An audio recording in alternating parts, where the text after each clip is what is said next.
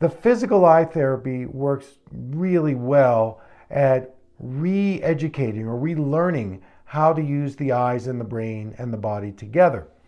Now, there's a form of therapy that within the physical eye therapy called primitive reflex therapy. So the primitive reflexes are these very early infant motor patterns. For those of you out there that either have children with learning problems or children with developmental delays, any OTs out there, physical therapists who work with developmentally delayed, primitive reflexes are these early movement patterns that need to become integrated by about age 2. If they don't integrate fully, they begin to interfere with sensory motor development, fine motor development, cognitive processing.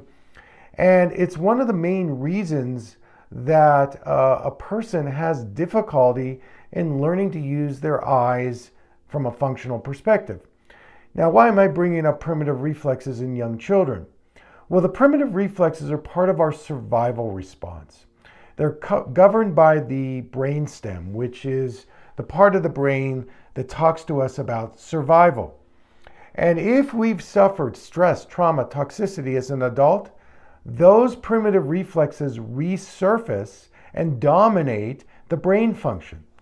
And that's the last thing we want to do if we're trying to use higher centers of the brain, our cerebellum and even our prefrontal cortex.